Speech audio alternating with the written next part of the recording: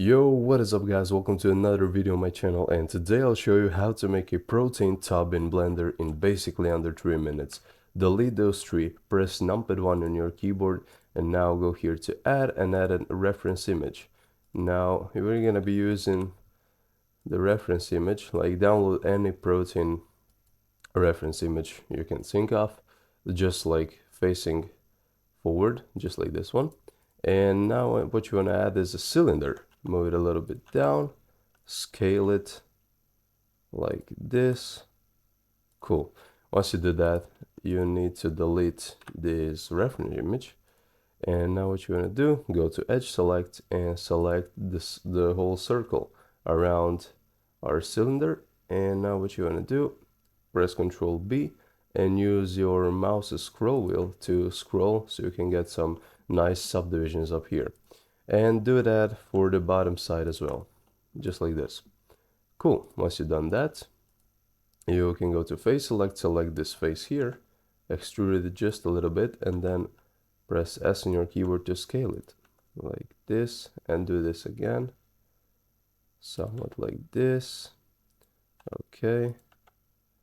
And now we're just gonna make a basic cap for, for our protein tube cap.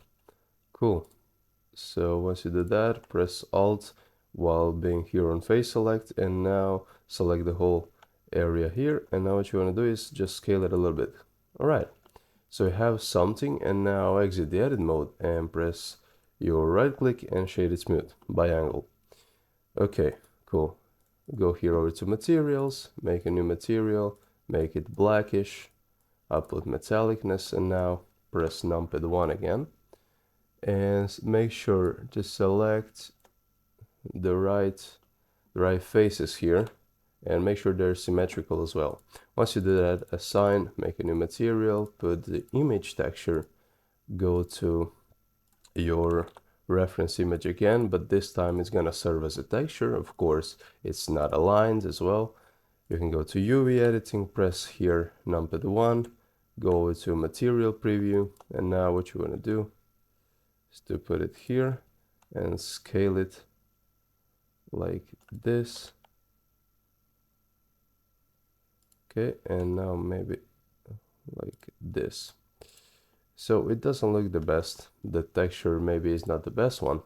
It's pretty stretchy, it doesn't really look good. But we can make it more metallic, more rough or less rough, and it looks something like this. Of course, this is just the texture I used. You can use any other one. So thank you guys so much for watching. Sorry for not uploading, but I wasn't able to because I had no Wi-Fi again. And yeah, I'll see you in the next video. Peace.